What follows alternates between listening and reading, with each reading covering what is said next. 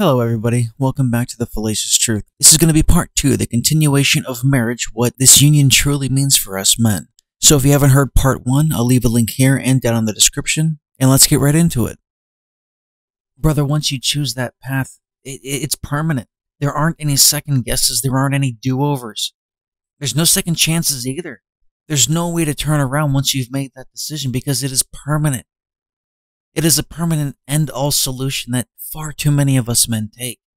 Once we find out we face losing everything we hold dear, some of us choose to self-delete because we see no way out of it. We never saw that fine print. And as I said, once you've made that choice, you can't come back from it. So, as hard as it may be, do not make that choice. You know, once you find that missing page, once you start to look into the fine print, on page 4, paragraph 5, sentence 3, you're going to be told to go to the feminist section of your local library and look up the book entitled, What You, as a Blameless, Accountable to No One, Perpetually Pure Woman, Are Entitled to After You Step Out on Your Husband and Want a Divorce. You see, this was a very closely guarded secret of the female population, but the secret is starting to come out here. We are starting to learn and have more insight into what this invisible contract really is.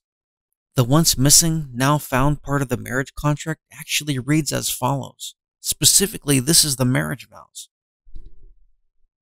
You see, traditionally, the marriage vows reads as follows. I, insert her name here, take you, insert his name here, to be my lawfully wedded husband, to have and to hold from this day forward, for better or for worse, for richer or poorer, in sickness and in health, until death do us part. I will love you and honor you always, all the days of my life. You see, my friends, this is how the real and correct version reads. You, Company A, take Company B to be your lawfully wedded husband, to have and to berate, to take and to deceive, to own and to control, to gaslight and to use from this day forward until something better comes along, until your stock portfolio increases, until a greater amount of assets have been obtained, to physically abuse and to suffer no negative consequences, until I get bored do us part.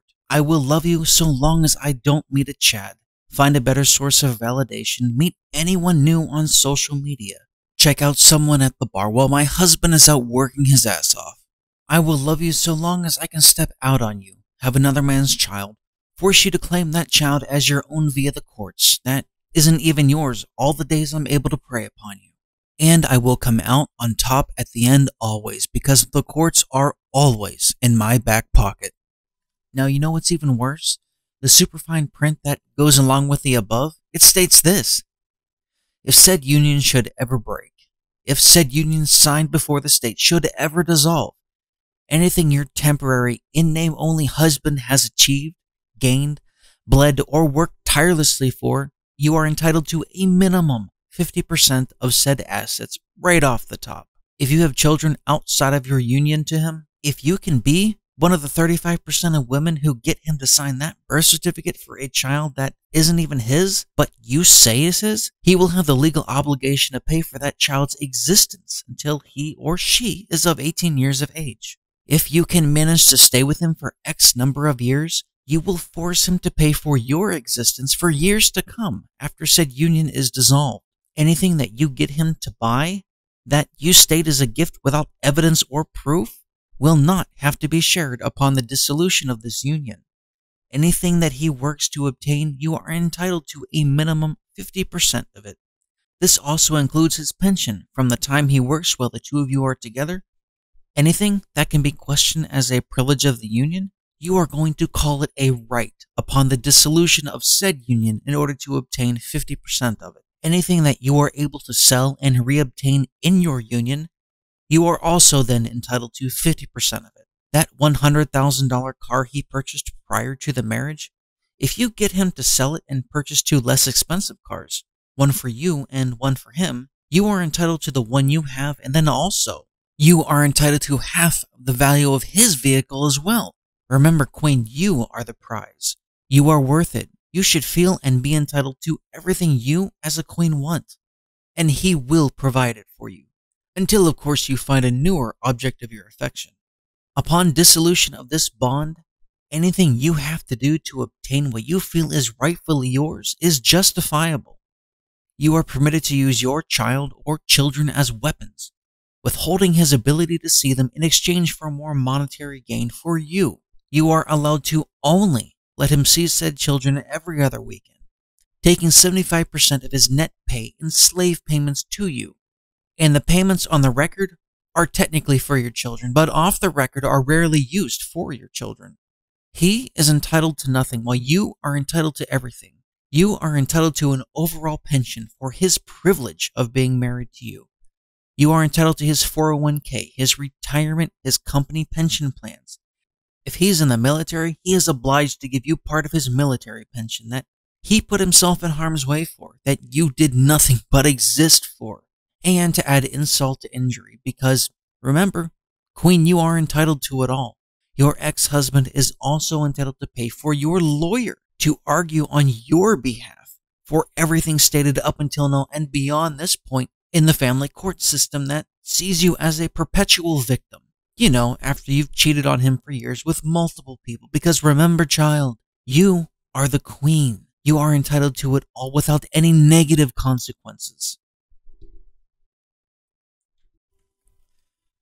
Now, let's also not forget that down the road, if he gets a better job, if he makes more, you are entitled to request more money in slave payments from your ex. Because if you were with him, you would be benefiting from him working harder. You would be entitled to the fruits of his labor. And last but not least, you need to try to get him to leave the marital residence, as it is the single worst thing a man could ever do.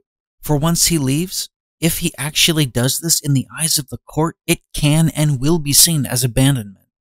And then you will be entitled to it all, Queen. He will have abandoned you and any children that you two may share, or any children that you two don't share, that he's been deceived into thinking were his own. And since you will need a larger house, make sure this larger house is purchased when you two are married, so that you are entitled to half of its value, half of its equity.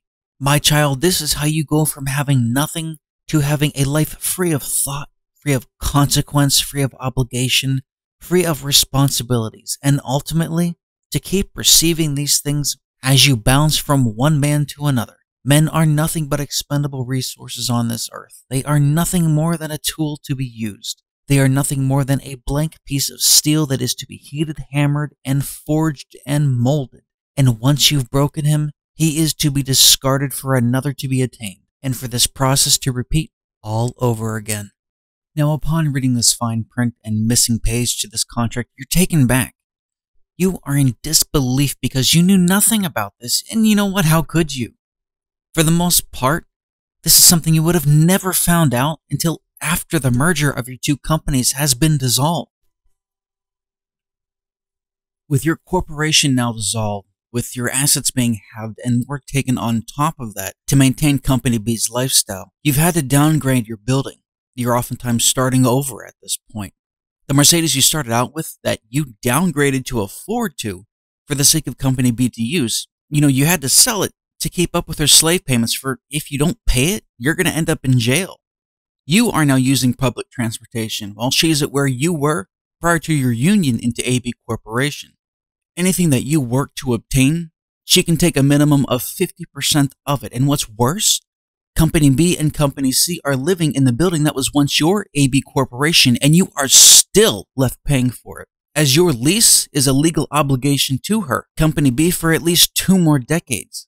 Your children, she will use your children, and this is assuming that they are biologically yours, as a pressure point to squeeze for anything else that she possibly can. So I ask you, what incentive is there for a man to marry? Everything a woman would traditionally provide to one of the most harmonious and symbiotic unions in history can now be purchased as a service for far less than getting married ever could be. The potential of the complete uprooting, utter evisceration, and lobotomizing of your life as a man simply isn't worth what can be purchased as a service in today's day and age at a micro fraction of the cost, with absolutely no risk to yourself. As a business, which option would you take? No business in their right mind would ever sign a contract without seeing all of the papers involved and having several lawyers looking over it with a fine-tooth comb to make sure that what you are signing is fair and equitable. Shouldn't we as men have the same thing? Shouldn't we as men do the same thing when considering the most costly contract that you as a man could ever sign in the entirety of your existence? The answer is an obvious yes, and of course we should. But there's nothing whatsoever that exists on an official basis that tells young men the ramifications of marriage and divorce. While I'm not going to suggest what you should or shouldn't do as far as marriage goes, that's entirely up to you. You know, as they say, you do you. What I will suggest is that if you have to get married, make sure that she is willing to sign a prenup at least 6 months prior to you getting married. Make sure that it is done in front of people, videotaped with her saying something to the equivalent of, "I'm getting married of my own volition. I am not in any way, shape, or form being forced, coerced, blackmailed, or being deceived or tricked into signing this document. I'm signing this document because I love him and I believe in the institution of marriage," or, something to that effect. Something that is concrete proof that she signed this of her own free will. You will never, ever want her to sign this any closer to the wedding prior to 6 months, especially without video proof. All she has to do is lie and say that she was forced into signing the prenup, and then the prenup isn't worth the paper that it's written on.